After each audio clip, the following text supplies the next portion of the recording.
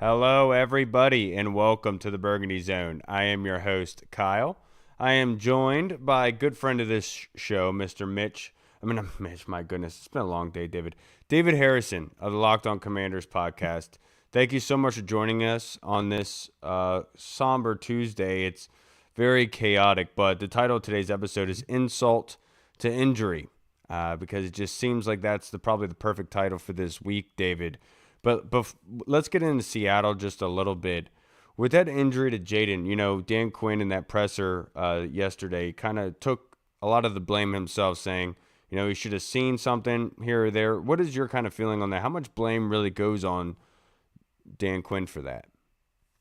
Yeah, I applaud DQ for standing up there and taking that heat round. You know what I mean? For everybody. I really do. I think that when it comes to like the public narrative, not that Dan is like too much worried about the public narrative, to be honest with you, but like just kind of understanding, and he does care about the fan base. So like understanding what the fan base is kind of going through and talking about and all that stuff. Like the fastest way to, I don't want to say squash the conversation, but kind of put a period on the conversation, and now let's start the new conversation, which is what happens now, what happens next. I think that was the best way to do it. You know what I mean? Is just come out and say, look, it could have been done better. It could have been done differently. I hope, that nobody out there believes that DQ did anything with any kind of lack of concern for Jaden in that moment. And I kind of like, the more I think about this, honestly, like when Jaden goes out there for the drive, 12 minutes, 30 seconds left in the fourth quarter. Yeah, you're down 3 scores. The game flow is not really telling you that this is a game that, the Commanders are going to miraculously pull out the way that they did, last year, things like that. Were there some people, like if you had 100 people standing in a group at that moment, I think maybe 10 of them would have been like, why is Jaden going back out there right now? Like this game is over. But I think 90 of them either would have not thought about it at all, or would have been like, hey, like, could this team put together 3 scoring drives and come back and win this game? They could. We've seen it before, right? And I think that's important because I think the optics of this are Jaden getting injured with less than 8 minutes to go in a 3-score game. But that drive started with 12 minutes and 30 seconds left on the clock. That drive didn't start with less than 8 minutes. The drive ended with less than 8 minutes. So like the biggest problem of that entire thing is how long the drive took. But guess what? Like that's what Dan wanted to see was, let's go out here, let's correct some mistakes, let's put together a drive, and let's end this thing on a high note, and then let's get these guys off the field. If Jaden doesn't get hurt on that play and they still run the Chris Rodriguez run the very next play, I don't know if that would have happened, but let's say it plays out that way. C-Rod scores, they come off the field, and like Dan said, like that was going to be it. You don't see them again. The game is over, but you finish on a high note, you finish on a good note, you're going into Detroit, you're like, you know what? At least you got that good drive out there for tape. I don't think fans care too much. I don't think it changes the media reaction to the totality of the game all that much. But when you get back in the meeting rooms on Monday, Tuesday, Wednesday, you have something to build off of as an offense. I think that's what they're looking for.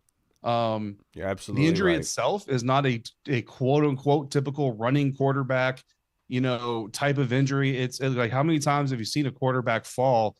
And then how many times have you seen a quarterback fall and dislocate their elbow, right? Yeah. Like it's not something that happens all the time. It's a very fluky type of injury. And I'll be honest with you, like when it happened in the first place, like I didn't really have an issue with Dan Quinn having Jaden on the field. Now, I will tell you, there were a couple of reporters in the press box that did, when he went out there, said like, oh, they're putting Jaden out there. I don't know if I would do that. And when they said it, I was like, okay, yeah, I kind of see the common sense behind that, right? But it wasn't one of these, like, again, 12 minutes, 30 seconds left in the fourth quarter. It wasn't one of these, like, yeah, it's ridiculous that he's out there at all. Like, you know what I mean? Yeah. So I know some people thought about it, but I don't think the majority of people were on that tip until he's laying on the ground and there's less than 8 minutes left in the game. And at that point, again, like I said, you're not putting a dude in for 5 plays of a drive and then pulling him out and saying, okay, well, now we're at the 10-minute mark. Now let's put Marcus in mid-drive. That's just not going to happen. And I think when you listen to like Beamich, Santana Moss, Logan Paulson, like guys who have done this, I know some people still have problems with it. When you look at some of these other players, Ryan Clark, the competitors out there understand why the player was out there, understand why the competitor was out there. Yeah. A lot of times it's and not to say you've never competed, but you haven't competed in the NFL level where it's kind of life or death. Like it's not life or death as in like you might get buried tonight if you lose, but it's life or death as in this is these guys' livelihood. Like this is what they do for their living. This is how they support their family. So in that sense, it is a life or death situation. And I think that it just comes out differently. But that being said, like I guarantee you there's 70 dudes in that locker room. I promise you, there's at least a dude or two, maybe a handful that also are kind of like, yeah, Jaden shouldn't have been out there because we're all different. We all see it differently. So I don't say that to say that anybody's wrong for thinking he shouldn't have been out there in the first place. My thing is just this. If you didn't have that problem at 12 minutes 30 seconds when you saw Jaden go back on the field, if that problem came into your head when he's laying on the ground hurt, maybe it's a little bit more you want to find something to blame for this emotion that you're going through. And I totally get that. It's a very natural human thing to do. Cooking day. But maybe it's more that than it is the other stuff. Either way, I can tell you 1000% that Dan Quinn doesn't do anything without these players' welfare at the forefront of his mind. And so anybody vilifying Dan Quinn for it, even if you want to put the responsibility on him as the head coach, even as he stands up there and takes responsibility for it as the head coach, there is zero vilification of Dan Quinn that should be going on behind that decision. Yeah, and he definitely ripped the Band-Aid off, just exposing it that way. It's almost like making fun of yourself in a way just to be able to take away the ability for people to say something. And I think you're absolutely right. Hindsight's 2020. It's easy to see what the bad stuff was, but you can see why they would want to have a spark going into after that loss just to say to build on something because there hasn't been much with Jaden missing much time. But to like piggyback off of that, I wanted to ask you, like Jaden, I don't think Jaden was put on IR. I know that Marshawn Lattimore's now gone. I know that Luke McCaffrey got put on the reserved injury list. What does that say to you about Jaden? It just says that there's more to find out about this injury. I'm not a doctor, right? But like doing some online research, just which everybody, anybody with a computer could do. If it's the best of the best case scenario for this type of injury, if it's a clean dislocation and there's no muscular, there's no skeletal, there's no ligament damage, and we already know there's no skeletal damage, right? There's no fractures, Right. anything like that. If it's best case scenario for this scenario, then it's like a 3 to 4 week process. Khalil Mack suffered a similar injury. He missed 5 games. The difference I would say between Khalil Mack and Jaden Daniels is Khalil Mack is a linebacker. He needs to fight in the trenches. He needs both arms to swim, to rip, to do all these other things. The caveat to that is Jaden Daniels, and he needs both arms and both legs to go out there and be the player that he is. So, it's certainly a similar type of case study. Khalil's a little bit older. Jaden's a little bit younger. So there's a lot of different elements. They're definitely not apples to apples. But if it's a 3 to 4 week process, 4 weeks puts you at Minnesota, which is the 4th game, right? And putting the guy on IR, he has to miss 4 games. It's not 4 weeks. So the bye week doesn't count in there. You put him on IR, it's not that he can't play for 4 weeks. It's that he can't play for 5 weeks because you have that bye week in there. So I think that's a possibility. That's a possibility of it. And, I know a lot of people are already punting on the season. I know a lot of fans are already punting on the season, but I'm telling you right now, this team is not punting on the season. Dan Quinn is not punting on this season. And, even in the locker room after the game, you saw a lot of guys who were concerned about their teammate, a lot of guys who were mad about their performance and all that stuff, but nobody was in there ready to quit. Nobody was in there ready to call it done. And I will tell you that I've been in Washington locker rooms that were ready to call it done. So I know what that looks like. I've been in Tampa Bay lockers that have been ready to call it done. So I know what that looks like. And that's not what you have in Washington. So even though a lot of people on the outside of the building might be ready to call it done, they're not.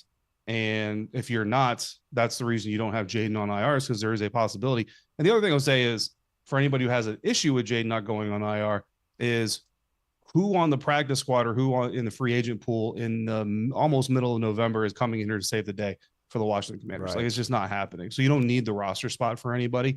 And you can only call back so many players off of IR when you put them there. So you also need to be cognizant of how many guys you put on IR, because eventually you run out of callback. So there's a lot of different reasons for it. Now, if this team is 3-10, you know what I mean, in a few weeks, like, talk about it again, we may see Jaden on IR at that point. You know what I mean? I got you. So everything is fluid, but I think that's really just kind of the first look at it. And then, of course, I'm joined by my two co-hosts, Goody and Mike Hall. Goody, do you have a question prepared for David Harrison? Yes, I do. How you doing? Hey, This is not injury related. This is something that I was kind of just wondering. I've seen it happen a couple of times, but if you had any insight on it, when a defense is, kind of not doing its part, it's week in, week out, trying different things. And it seems like you always get to a point where you have the D coordinator come from out of the booth and on the field level. mm-hmm. So I'm just curious if you have any, insight as to if that's actually productive in results or if that's just again trying something else. No, I think it's about changing the picture. It's about changing the site picture a little bit, right? When you talk about communication, you have some key elements. You have the message, obviously, is arguably the most important part, but you got the messenger, the receiver, and you have in the military we call it the terrain. Well, in the NFL, the terrain is your ability to look a dude in the eye, your ability to read their body language, your ability to get direct feedback, your ability to do all these things. When you're in the booth, you don't have any of that ability. You have your position coaches on the sideline that can tell you like, hey, and this is just an example. Don't take this for like a report, but like, hey, dude, like Quan is down here. He don't know what he's doing, and da da da. We need to. Oh, well, just tell him to remember his training. Tell him to remember his coaching. He'll do better next time. When you see the guy, when you talk to the guy, when you hear his voice, when you do all these things, even like over a phone, over a headset, it's not the same thing. It's a little bit different. The other thing I would say about this is like, listen, the stress that we feel watching this defense right now. Imagine being part of it. Right? Yeah. Like, put yourself in their cleats. Imagine you went through high school. You're the most talented dude on the field. You've been told by everybody, bro, like you got a future in this. Then you go to college. And even if you're not recruited to the Big Ten, the SEC right off the bat, you go to a community college, you work your way up, you end up getting a scholarship, like whatever it is, you get to the point where not only are you playing at the top amateur levels of the game, but now you're being told by people, hey, you have NFL talent, NFL ability. There's not a person that puts on the helmet and pads that doesn't dream of playing in the NFL. So now that's going into your psyche. That's going into your mentality. Then you make it to the league. Then you make it on the field. Then you're a starter. Imagine doing all that, and this is the product that your name is attached to. This is the product that your family is watching, your friends are watching, that your name is on. And then you got to sit down and you got to watch the tape. If you're Trey Amos, you just had the worst game of your pro career right now, and you're dealing with a hip injury, and you got to sit in a meeting room with your hip throbbing, and you probably got an ice pack taped to your hip, right? And you're just in all kinds of pain, and you got to listen to Tommy Donatel play that clip of you biting on a play action while the practice squad wide receiver is getting open for his first career touchdown behind you, and you got to watch it, and then you got to rewind it, watch it, rewind it, watch it, rewind it, watch it. Like, you know what I mean? Like, so Yeah. frustrated as you are, I am. Trust me, they're 10 times more frustrated, but they also can't dwell on it like we can, right? Like, it's Tuesday night. Like, Trey Amos can't be thinking about that Tuesday night. He's got to be thinking about Jamison Williams. He's got to be thinking about Amon-Ra St. Brown. So it's also got to process very quickly and move forward. So I don't know if I'm really answering your question a whole lot, but like it's so much more intense in that atmosphere, but at the same time, it comes so quickly that you almost don't have time to fully digest it until you get to the offseason. Yeah. No, I would see it having a direct effect. If you're the leader of that defense, right, and everything that you build up during the week is coming from your voice. I believe it brings a different edge to it, and I think it will have an effect on how we play as a defensive team going into this week. So well, I'm excited. Let me drop this on you too real quick. I'm not going to say names because this isn't that I'm aware of. It's not in the public space, and I'm not going to be the person to put it in the public space.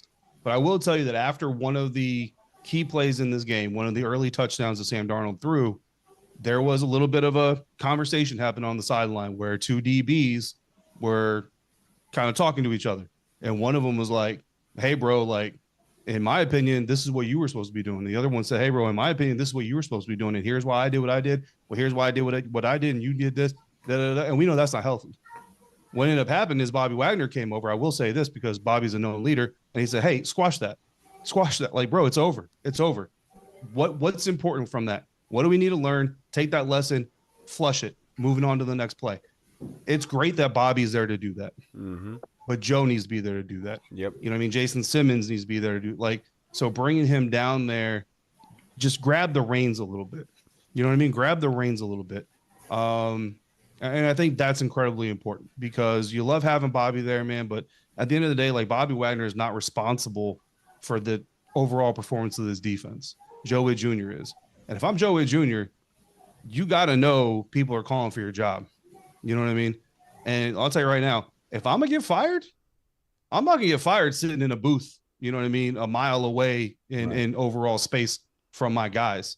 I'm going to get fired on the ground fighting and bleeding to death. You know what I'm saying? So I think that, and I don't know that this was a Joe Witt decision or a Dan Quinn decision, but I think that's, to me, that's kind of the mentality behind it. Yeah, and to put it in a kind of military perspective, like imagine you're out in the battlefield and instead of having an air traffic combat controller with you, being able to call in direct fire from the air, you'd have to call it into somebody else to get verified to do it. And that's why they have those combat controllers down there with you to be able to make the call and where to go, what needs to be done. And it's a lot better to be in person, be able to do that. I think Dan Quinn alluded to that in his presser. But Hall, sorry, I know it's been a while, but do you have a question for David? Yeah, no, I do. That was definitely some great insight, especially like you said about the whole like guys going back and forth, and a guy like Joe Wick can not even like you said, Bobby stepped in. A guy like Joe Wick can step in and be like, "Hey, I see both sides of your argument. This is why da da da da X Y Z." So definitely get some good insight. But in normal Washington fan fashion, after a big bad loss like that, people are trying to point the finger, looking for someone to blame, and it seems like the fingers are all getting pointed at Adam Peters now about how he built the roster and he can't draft guys and da da da da da whatever else you see on Twitter. Yeah. I always say it takes about 3 years to really evaluate rookies and like draft picks. So I'm not here to be like, oh, this guy sucks and that guy sucks like everyone else does. My question is, going back to last year, you see guys like Brandon Coleman, Mikey Samerstill, obviously Jaden, just guys throughout that whole 2024 draft that were impact players for this team, got a lot of time. And it seems like a lot of those guys have kind of regressed this year. Mm-hmm. Do you think that is on the players, more on the players or more on the coaching, or it's just this whole season has been like a season from hell and it's all just kind of combined into one? And do you see them kind of having a bounce back in 2026? Because as we know, we don't have a lot of picks. We don't have a lot of younger players right now. So we're going to need these last two draft classes to kind of lead the way going forward. So what's your opinion on that?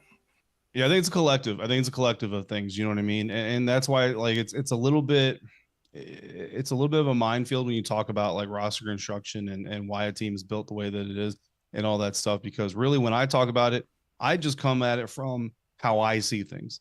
And the important thing to remember with how I see things is at the end of the day, I'm not in the war room and I'm not building this roster. Adam Peters is. And the way that I see things is not necessarily the way that Adam Peters sees things. And even if I tell you how I see it and you agree with me, like, that's great. And I appreciate that. But like, at the end of the day, the guys in the building are making decisions for a reason.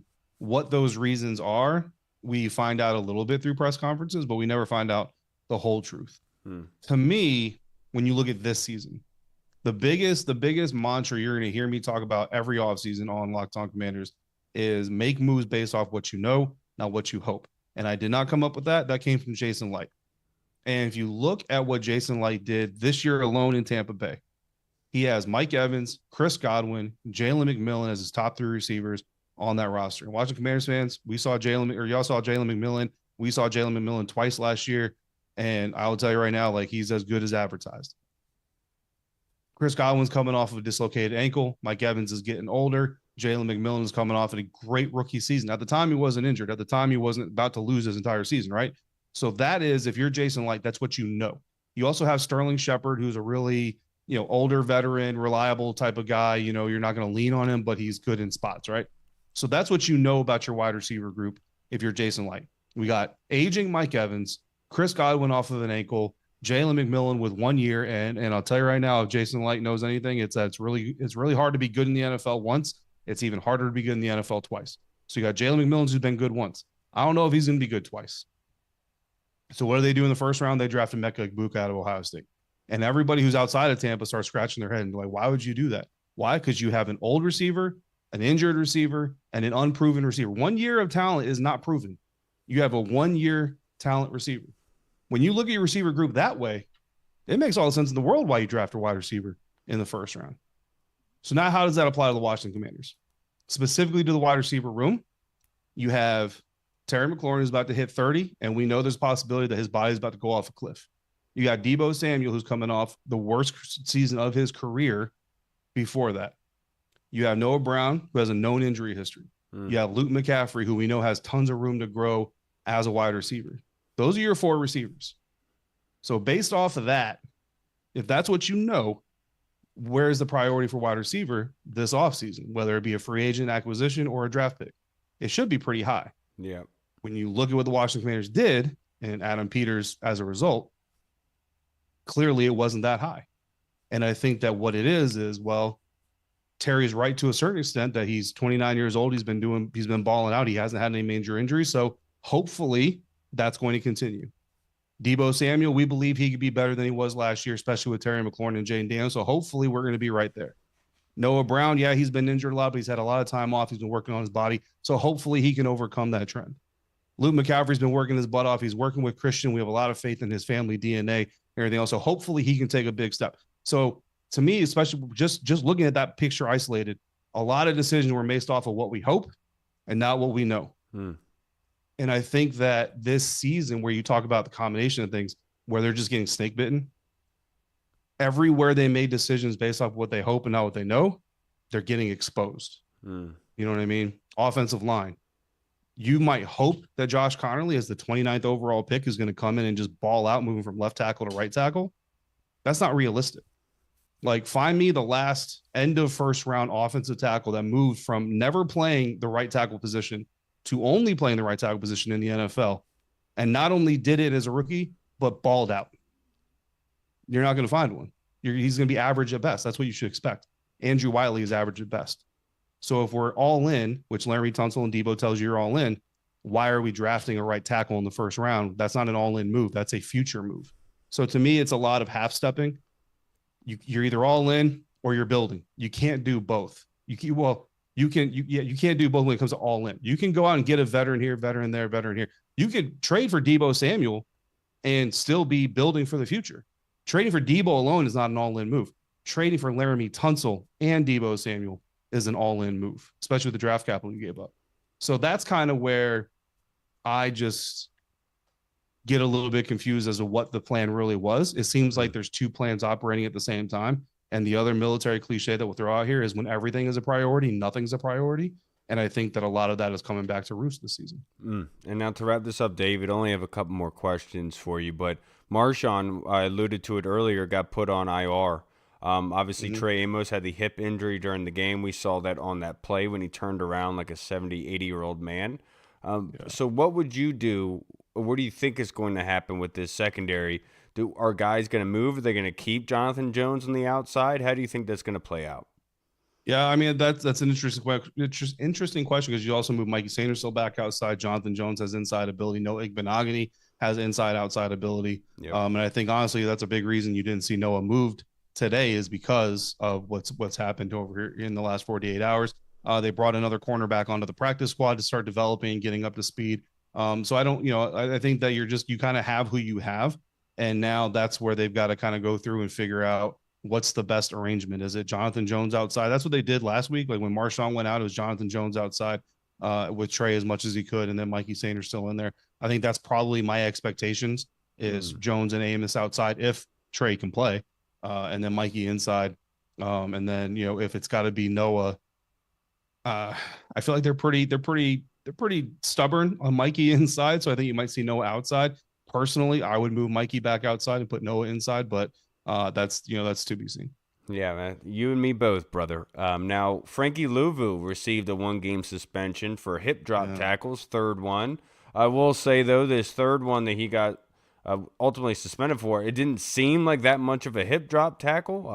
He wasn't the only one involved in the tackle. I think it's kind of crazy. And I know that he appealed it. Do you think he's going to win that appeal? No, I don't think he's going to win the appeal. I mean, the rule for the hip drop tackle is you're wrapped around the torso or the waist of the offensive player. You swing your body weight and you land on the legs. Like that's all that's required for hip drop tackle. That's what happened on the play. I agree with you that like there's another defender involved in there that kind of like redirects the offensive player's body a little bit, right? So like, whatever. But at the end of the day, like it fits the criteria. I don't think any of it is by malice by Frankie. Like Frankie is not out there trying to hurt people. You know what I mean? He's trying to go out there and make plays for his team. But no, I mean I don't expect him to win the appeal. I'd love him to because we definitely need him against the Lions. But no, I don't think he's going to win the appeal. My man. Last question I have for you. Obviously, the trade deadline was today. There were some rumblings that Washington was going to be involved in possibly, I think, a defensive end, or I think it was a wide receiver as well. I think Chris Olave was one that was floated out there by ML. But Yeah. How surprised were you that they stayed put? Not at all. I really didn't expect them to make any moves. Again, just talking to Dan Quinn after the game, and then listening in on the Zoom, talking to him with Chick Hernandez, and then one-on-one that we do with Dan after the Zoom every game, every day after the game. I just walked away from all three of those interactions saying this team is not quitting. Like this isn't a team that's done on the season, that's sold on the season is over. So those guys like Deron Payne and even Andrew Wiley and all these guys, like I just didn't really expect it. Now again, Adam has always said he's gonna pick up the phone no matter what. So if the Buffalo Bills call, I know there was like a rumor or like a speculative rumor of like Debo to the Bills. Like if the Bills call up and they're like, hey, we'll give you a second for Debo Samuel. I mean, that might be hard to turn down. You know what I mean? Like you might go ahead and make that deal, but just based off of the mood and knowing how much DQ and AP try to be in sync together, I just didn't have that vibe. Yeah, I got you. Now to wrap it up overall, David, if you'd like to plug your social media handle and your show, just in case anyone watching hasn't followed yet, brother. Yeah, D Harrison 82 on X if you want to hit me up there. I don't tweet a lot. Usually it's mostly on game days, but I try to get better at that. Locked On Commanders 5 days a week on YouTube or wherever you listen to podcasts. WSA9.com for most of my written work. My man, have a great night, David. Hopefully, the week gets better, brother. Sure. Appreciate y'all. Appreciate it. All right, everybody. We just spoke with the man, Mr. David Harrison of Locked On. Always appreciate David's time. I apologize again for saying that his name was Mitch, but I like all the cliches and stuff that he was bringing up. So yeah, absolutely, definitely was good. He killed it. And talking about the interaction between DBs on the sideline after one of the touchdown drives, and Bobby Wagner coming over and kind of settling that storm. That's fantastic insight to be able to hear what's going on, and that's what leadership does for you, and that's why Bobby Wagner's on this team. Now I'm about to go back and look at that first touchdown and be like, all right, let me see who was arguing on the sidelines. Right. So YouTube comments. Deluxe says, hindsight is 2020. Nobody would have called for him to be pulled in 2-score game with 7+ minutes to go. Deluxe also says, let's go 1-0 this week. And does the Lattimore injury free them to shift the defense around more freely? And I absolutely freaking do. Just to add insult to injury, like the title of this episode, was Amos's hip getting hurt. That kind of makes this more of a sticky situation and being able to rebound from it. The unfortunate part is I've been clamoring this for a while, that at first I was saying Marshawn should be shifted to slot, and then said he should be maybe moved to strong safety. Thinking with his skill set and his physicality and his kind of stature, I thought he would have been perfect for it. But unfortunately, we're not going to be able to see that. But they're going to have to move some pieces around. Ron at Indian Lake says they need to hire extra trainers and therapists to help get all these injured players ready for next year, or invest in stem cell research, or just hit up Tom Brady and say, "What the heck were you doing?" Because you don't want to call Aaron Rodgers. Nobody needs to be going on ayahuasca trips. And then Bosky says, I think they put all their eggs in the JD5 basket, believing he could hide the weaknesses. I believe that to an extent, but their hands were also tied, Bosky, in saying that like they didn't have that many draft picks. They tried saving as much money as they possibly could. In some positions, they were bargain bin dumping, and they were kind of forced to do that to some extent with how many guys they needed to bring in. But to wrap up this episode, fellas, Goody, I'll go to you first. This question from the Colonel. I don't know if the team's already done it or not. Who is Marcus Mariota's backup? Is it still Sam Hartman? ? Is he already been called up from the practice squad? So the backup is Joe Johnson, correct? Yes. Yeah, so he'll be the third string backup behind Mariota, which we don't, hopefully we won't have to get to. Hopefully we could just have Mariota come out here and just kind of lead this team like he has over this, over last year and mostly more or less this year. But I'm sure he's got some fire. His last performance out in the field wasn't the greatest. It wasn't can't compare it to the Raiders game. So I'm sure he's gonna have some little self motivation. Obviously, going up against the Lions, in which we took down in Detroit in the playoffs last year. So there's going to be some juice in this game. Obviously, without Jaden being there, it's going to be a very different kind of feel. But again, knowing how this team or just hearing how this team is built and how they're kind of keeping it together, I'm sure they have a lot of juice for this game, regardless of Jaden being in there, regardless of a lot of guys not being in there, because we've been getting hit with this injury bug. But, it's going to be, I believe this game's at 1 o'clock. Should be, yeah. I hope so. I'm kind of getting a little tired of these primetime games, Thursday night, Sunday night, Monday night. I think it's 4:30. Unfortunately, we got the game of the week on Fox, so like we're about to be 4:30? in the spotlight again. We still can't get a 1 o'clock game. I'm asking for one. We don't But have yeah, a 1 o'clock game until probably December 7th against Minnesota. that's crazy. All right. Well, yeah, that was a different little. That might get feeling. flexed, bro. Those games might get flexed. There's only one that can get flexed, and that's the Sunday night game, and that'll probably get flexed to 4:30 because they're playing Denver. It's a West Coast team. So it has to be at 4 o'clock, but it still won't be the game of the week.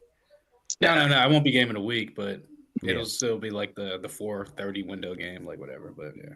Yeah, and I agree with Goody. It's Josh Johnson that they trust in, I think, a lot in terms of what skill set that he can bring. With Mariota, I just hope that he stops trying to hurdle people because, my goodness, that was awful. But looking forward to see Marcus, to Gandalf himself, to see how we can help out this team this weekend. What about you all? Yeah, I mean it's Josh Johnson. He's been here before. They brought him back in as like the emergency third quarterback. And I'm pretty sure Sam Hartman's still like practice squad. Like I guess he'll get shifted to the emergency third quarterback now. So yeah, it's going to be Mariota and Josh Johnson pretty much as the QBs on Sunday against the Lions. Now, his next question, and keeping it with you, Hall, is there one thing you can put your thumb on regarding the collapse of our defense, i.e., pass rush, run stopping, secondary, etc., or is it a combination of a failure in all aspects? Yeah, to me, it's a combination of failure in all aspects. You can point at the injuries, losing three of your top defensive ends, two of them that are starters early on in the season. One of them being Dorrance Armstrong, who was having a breakout season, was top 5 in sacks, top 5 in pressures, was on pace for 15, 16, 17 sacks at that point before he got injured. Really was a blow. Then you lose Dietrich Wise in week 2, obviously on the freak accident on the roll up on the extra point in Green Bay. They lost John Baptiste early on in the season as well to a pec injury. So just losing your pec thing, losing all three of your top defensive ends who are supposed to be your top pass rushers is definitely going to hurt you. Then obviously that's going to affect the back end because those all work in sync. And then the linebackers, like obviously we don't need to hash that. We all have eyes. They're just getting early on in the season, they were getting worked, or Bobby Wagner was getting worked across the middle, getting worked in man coverage against running backs, and he was just getting schemed up against mismatches on guys that obviously at his age right now, it's not a good matchup for us. So I just think it's a combination of everything, and it's just like a snow pile, and then you got the pressure of last year's defense not being as good rolling over to this year, and you got people calling for Joe Witt like job, and it's just everything comes snowballed and kind of went downhill into once. And again, no one wants to make injuries an excuse, and I'm not the one that's going to make injuries an excuse, but at the end of the day, when you look at it, when you have this many injuries to a team that was pretty much rebuilding, you want to call it recalibrating in year 2, you don't really have the depth to really back it up over the past couple of years of drafts or free agency signings. This is kind of the end result of you got to be signing people off the street and bringing people in, and practice squad guys bringing up. So it's just one of those seasons that it's just that whatever could go wrong basically did go wrong. I'm of the different ilk. I do think all aspects are involved here, but I do think other in the blame pie, I think there's some that deserve more than others. Like we can point to the injuries to the defensive ends, but the issue being is they were getting the same issues that you saw in week 2 against Green Bay on Thursday Night Football have continued to show their face every single week, barring some really bad competition, like against Vegas, for example. So like I would ultimately put it to gross negligence in the sense that you saw the warning signs in week 2. They did well week 1. You could give them credit for that. They absolutely did. They showed out for us at home. But ever since then, it's been a, like Hall kind of alluded to, it's a snowball effect every single week of just getting worse and worse and worse. And at some point, I call it gross negligence because you know what you needed to do. You know the tough conversations you needed to have. And it seems like we were hesitant in being able to have those tough choices and to have those tough conversations. You can tell me until you're blue in the face that Marshawn Lattimore hasn't lost a step, and Grant Paulson tweeted that how good Marshawn Lattimore was like after week 3 or 4, but he was still having stuff put on him. And there's me being a coach now, I understand kind of like if something's not working, you find a place for that to work. You just have to find the remedy because at the end of the day, it's all on you. Like the player can say whatever they want, but at the end of the day, it's on you on what ultimately happens, and you have to make those tough choices as a coach. And they waited too long, and we saw it was way too late for Jordan McGee to start seeing time. You saw flashes of him in the run game where he's getting to the damn near the sideline in the backfield, making plays, and that's something they haven't had. And so, at what point were you just going to sit there on your hands? And you can't really do that as a coach, especially if you have remedies in the building for these. And Dan Quinn preached this from the get-go. He puts players in positions to succeed, and that didn't happen this season. Yes, is there a fault on the player's behalf for execution? Absolutely. But that's why you put them in a position to succeed in order so that they can. And so it's unfortunate. I don't want to give the excuse of injuries. I think all around everyone deserves blame, but ultimately there was things that could have changed to help them out. Do you have anything to add, Goody?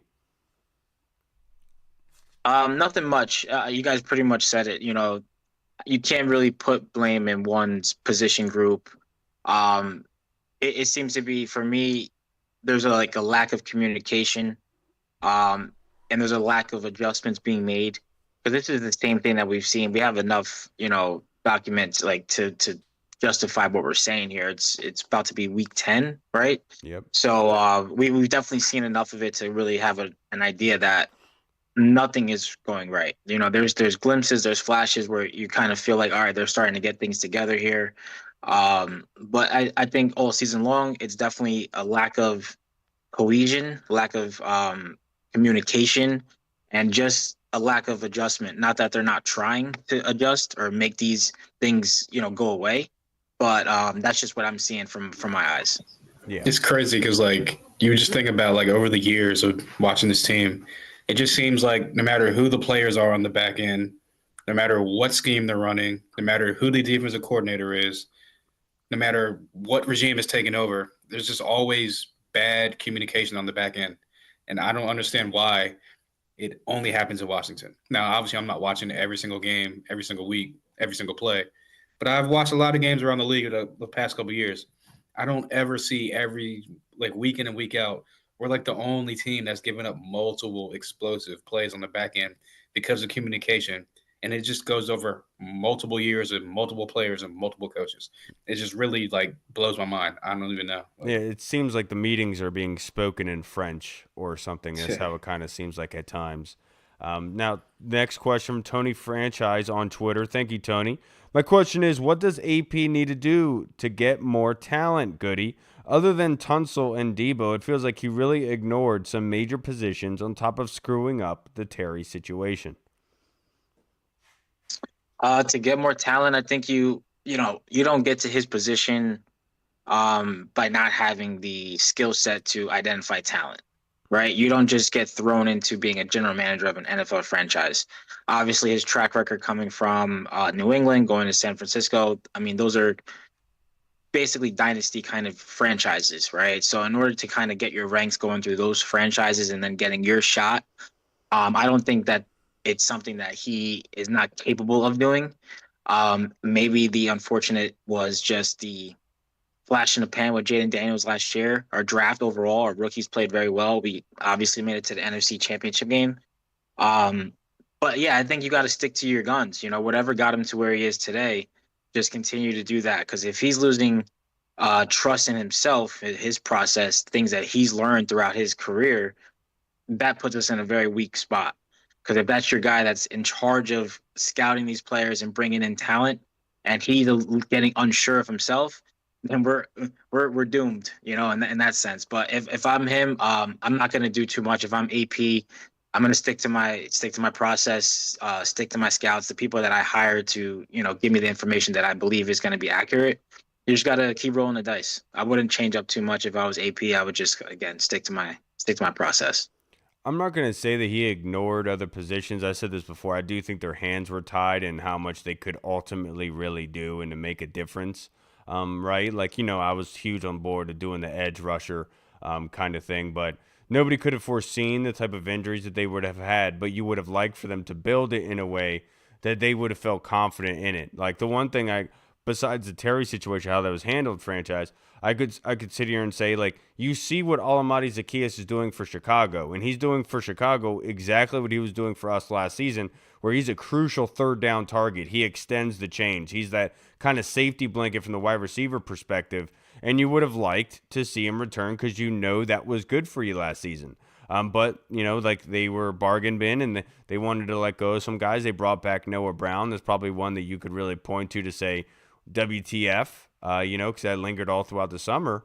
But like, there were some mistakes, but ultimately it comes down to players being put in a position to succeed, like I was talking about before. And I ultimately think that a lot of these guys, especially defensively, were not put in those positions. Like, I don't know what's stopping us from using a multi-front, having multiple guys standing up, confusing offensive lines, having Bobby, having Frankie on the line of scrimmage, and really confusing these offensive lines of who's coming and who's not. And that's going to help out with pressure, confusing quarterbacks. But we haven't used that. We've been only lining up in our typical 4-man front. But I ultimately, I don't want to know where. All I know is that everyone deserves blame. And this is, I kind of put it on Twitter today or yesterday. Like, the end of, like, imagine the T-Rex from Jurassic Park is the 2025 NFL season, and the Commanders fans, we are the guy sitting on the toilet about to get swallowed and thrown around in his mouth. Like, that's exactly what this season has felt like, just staring us down every single week, something else going wrong, nothing getting fixed, and we're doomed. And that's ultimately just how I look at it. Hall, you got anything to add? Oh yeah. What can he do differently? Honestly, it's gonna be tough. Like, if you just look at going into next year, there's a lot of guys that are on 1 year deals that are older players that are either injured right now or are still contributing, but probably not going to be here next year, like Bobby Wagner, like a Zach Ertz. So there's going to be a lot of holes to fill and not a lot of draft picks to do so. So I would say that the one thing he has to do is, I know he was semi-aggressive in free agency this year as far as like making the trade for Debo, which 5th-round pick. I like that deal. And then obviously making the deal for Laramie Tunsil, where some could say that it was unnecessary because of Brandon Coleman and you could have maybe kept developing him.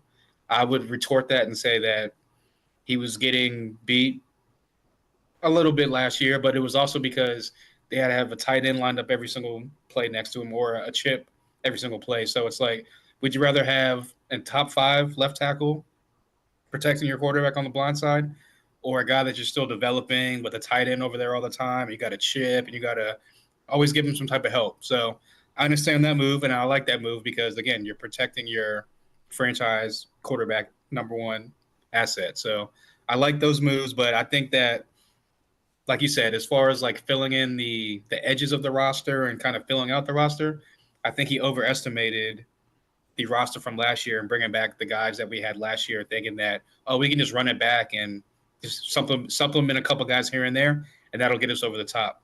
So I think that this year, I think he needs to be a little bit more aggressive again in free agency, but I think he needs to get guys that are entering free agency into like kind of like, I know a lot of guys don't hit their prime in free agency, but he needs to be kind of trying to sign like some of the top of the tier free agents as far as like not like all the big names, not like the splashy moves, but like guys that you know that are at the top of like a lot of teams' free agency list that are super talented, but also fit what you're trying to do here. Because, like I said, I think they, like you said, they kind of bargain bin shop. They kind of didn't want to bring guys back that were probably garnered more money because of playing here, and they tried to save a couple dollars here and there in hopes of okay, maybe we can add somebody during the season, like a mid-season trade or a mid-season free signing or something like that. So, long story short, I do think that he needs to first of all he needs to hit on at least 2 to 3 of these draft picks that can be contributors next year. And I do think that he needs to hit on 2 or 3 free agents that are going to be legit, like staples of this team for the next 2 to 3 years and it be big time contributors because, like I said before, there's a lot of holes that need to be filled right now. And we're running out of time on Jaden's rookie contract to get through that window. So that's what I say he needs to do different, a little bit different this year. Yeah, thank you, Tony. Now, the next question, this one is from Deluxe in Discord. Hall, who is your MVP at this point of the season? I hate that he asked this question. Yeah, it's kind of hard when your team's 3-6 and they're just averaging like 14 points a week, if that, and you're getting blown out by 30 plus, 20 plus a week in and week out for the past couple of weeks. MVP, I guess if I had to pick somebody that's stood out on the pile of dog poop that has been this season, I'll say Larry Tunsil. I mean, he's getting the penalties here and there, but we kind of knew that going into the season. But I would say he's the one guy that's kind of just been consistent week in and week out. He hasn't given up a sack this year. I don't think he's given up a pressure, and if he has, it's been like very, very, very, very, very minimal pressures this year. So yeah, I would say. I mean, I can't really think of anybody like that's been like really, really stood out like on top of my head. I guess Kinlaw maybe, but at the end of the day, like I'll just say Larry Tunsil just because he's really the only one that's played at to his top 5 type of level on the roster. Yeah, I was going to say Javon Kinlaw, but to be perfectly honest with you, the guy that probably does deserve it is Jeremy McNichols. True, that's a good one. The run that he had against Raiders, the continued against the Chargers where he charges up field, gets that first down on the long, was the second or third down that he got that on. He has been obviously huge when we've needed to with those injuries they've had. You could make the argument for Trey Amos. I do think if Dorrance Armstrong was still healthy, I think that it's easy to hand it to him with the path that he was on as well. So I would say those guys, if I'm being honest. What do you think, Goody? I'm sorry if I stole one.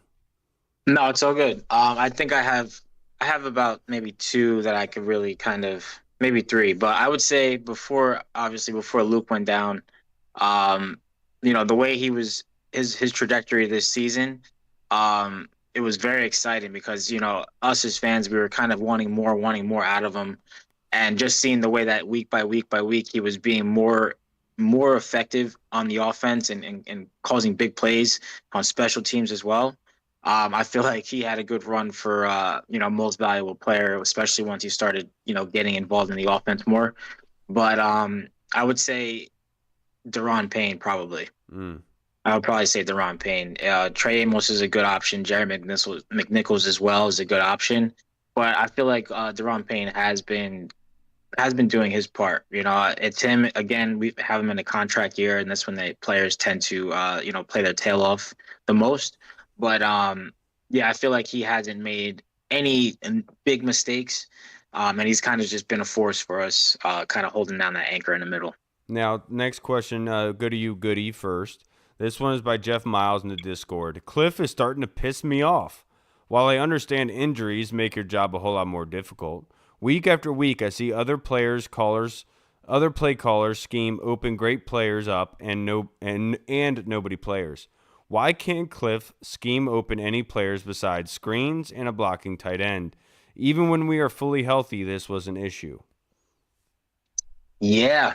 I feel the pain. I feel your pain. It feels like I forget where I was listening to this, but it feels like our offense, nothing comes easy.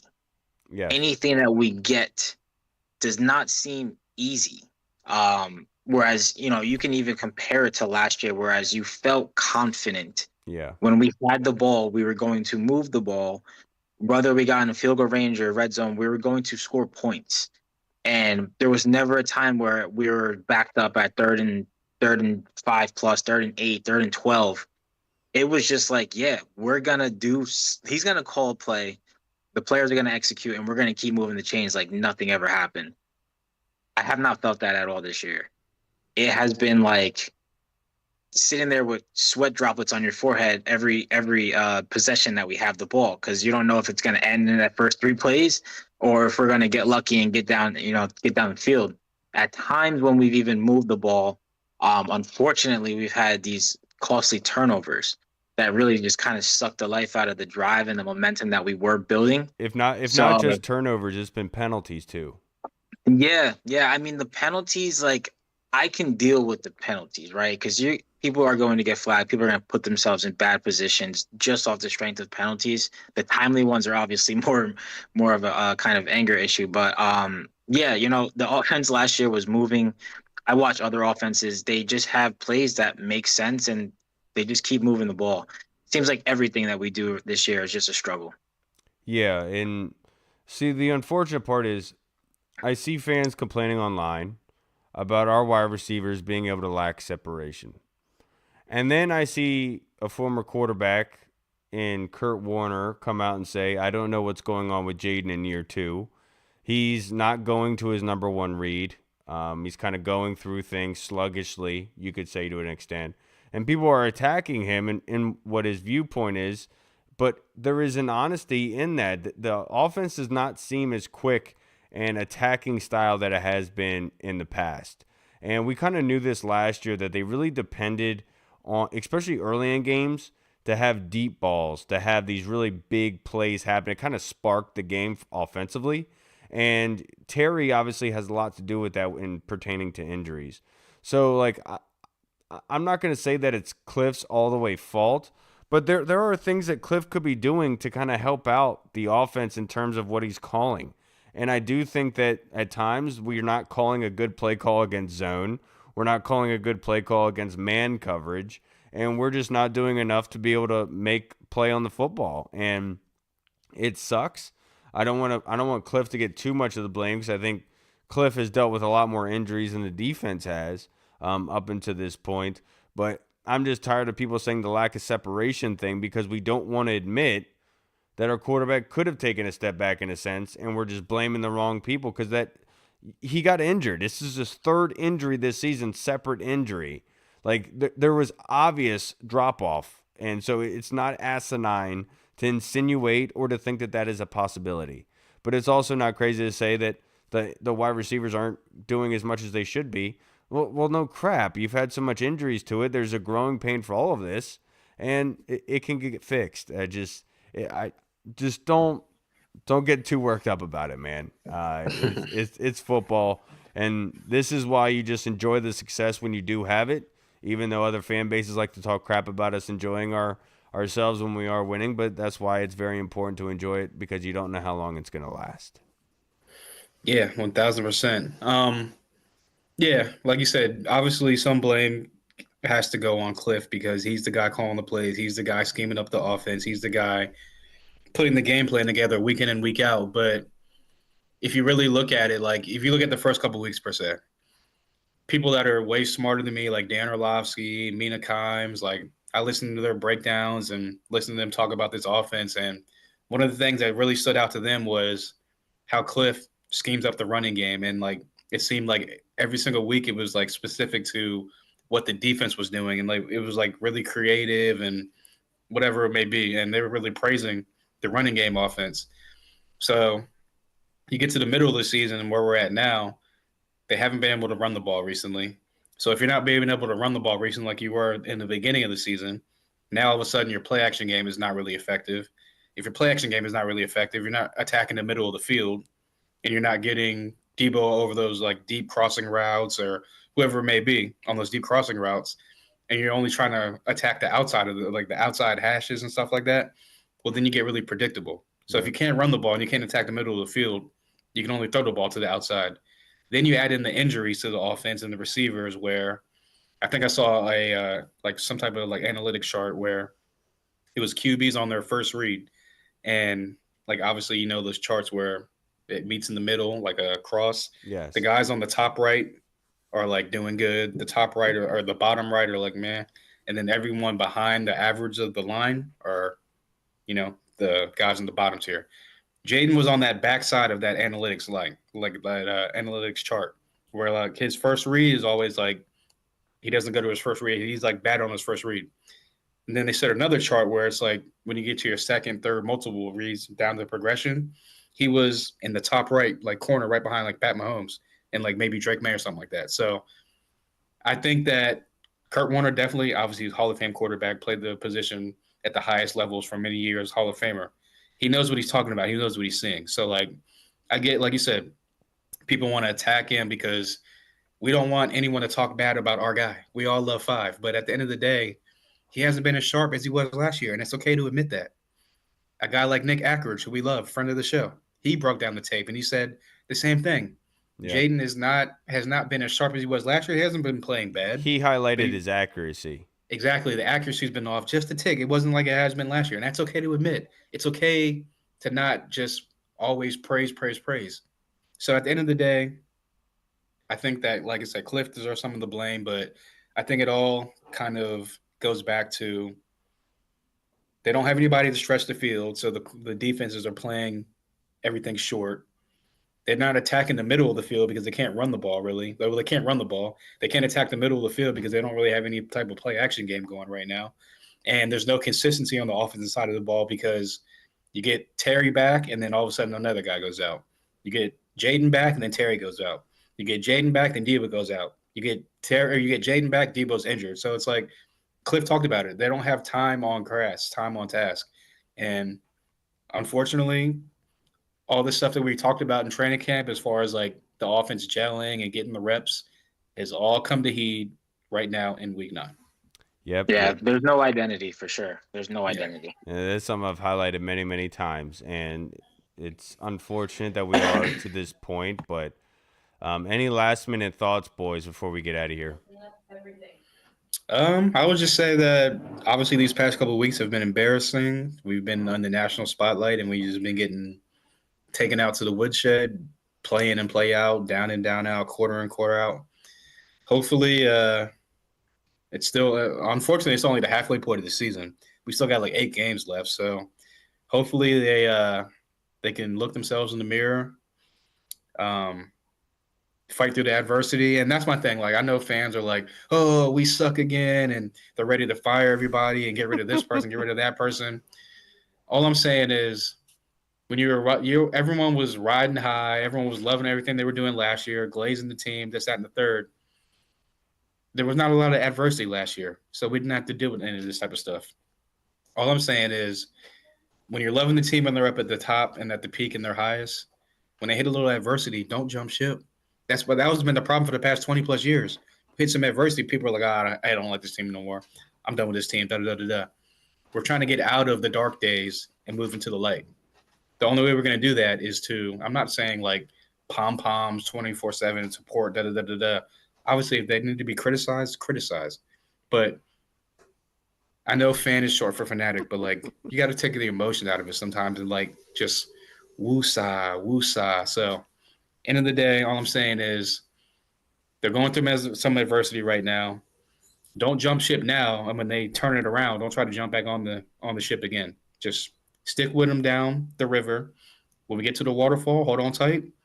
We'll get to the bottom soon. And when we get to the bottom, only place to go is up. Criticize. Look, with everybody, I understand. Everyone's pissed off. We're going back into our comfort zone of asking for firings and everything of the sort. What I'll say is, like, read the story of Job in the Bible. I had everything taken away from him, all his wealth, his family, his health, and he still stuck true to that God was all, that was watching over him, and ultimately he was able to survive everything and didn't lose his faith. And all I'll say is that, like, Mark Mesa, one of my good friends messaged me on Monday night. He's like, "I'm sorry you're going through this." And he made another comment about us trading for Kirk because he's a Falcons fan. I was like, no, that's not happening. But basically, what I said to him is, this isn't something that we haven't gone through before. You know, like I was there for the Monday Night Massacre. I watched front row seat to Michael Vick holding that ball behind his back and throwing it deep to Deshaun Jackson, you know. So what I'll say is that we've been in this sort of situation before, but we didn't have hope back then. We still have hope now, and just bear down, knuckle down. It sucks, but everything happens for a reason, and that is ultimately my message here is this kind of adversity is for a reason, and it's to iron out things for a greater time. And so just like Hall said, bear down, white knuckle this thing, and as crappy as it is to witness and watch happen to your favorite team, just maybe we should all take a lesson of, you can be happy and excited about what's going on, but maybe you don't need to talk so much shit. You know what I mean? Like, especially about other teams, other players. Like, let's just enjoy what we have. You don't need to pile on them because they're just waiting to be able to do it to you. What about you, Goody? Yeah, I guess go with the theme here. The season's not over.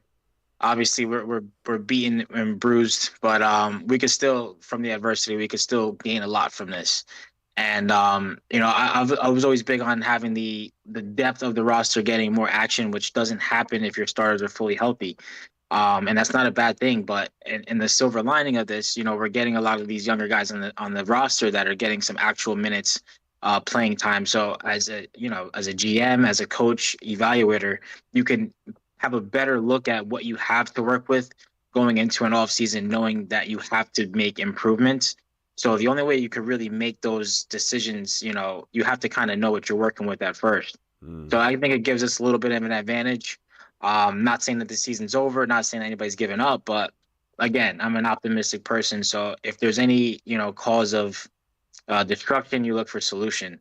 So in this, you have to look for a solution. Our team has been destructed due to injuries. Boo-hoo. The next guy's got to step up. You're going to get to see what you have, and it's going to give you a little bit more of a head start towards the next season and building that roster, to not have a team put on a field that we've seen this year. But yeah, stick it out. Let's have some fun with it. Let's now we're coming into a lot of these games and people are already have the word on us, and they're going to think that we're just a walkover. So let's see, we took a couple of punches for about 4 weeks straight. Let's do some punching back. Let's just do some punching back and just let people remember, like, hey, Washington, they had a bad year, but that's not a bad team. So keep your head up. Absolutely. All right, everybody. That's going to wrap us up for this episode. If you made it this far, you're a freaking champion. Thank you, Tony Franchise. Thank you to the Colonel, to Arch, Tim Towner, Jeff Miles for submitting questions into this show. Can't thank you guys enough. Thank you to everyone on YouTube. Thank you to, obviously, Deluxe for tuning in, Boski, Ron at Indian Lake. I appreciate you guys for tuning in and commenting. We love you guys. Keep your head up. Keep your chin up. As shitty as it seems, and it is. Keep your head up, though. There's something to be proud about, and you get to wake up another day, so be happy about that. God bless you. I'll see you guys next time on Friday night. Make sure you tune in then. I'm Kyle. I'm Hall. Goody. And we'll see you guys on Friday. Have a good night. Washington football. Woo! Peace. What's up, everyone? This is Kyle from the Burgundy Zone. We are releasing our own merch to support the show. If you want to rock the Burgundy Zone logo or you want to see Reed's face on your shirt, we got it. We're starting with t-shirts, hoodies, and zip-up. So if you're a fan of the show, make sure you snag one before they are gone. Check out the link in our bio on Instagram, or you can find the link in the description of the video. Thanks again for all your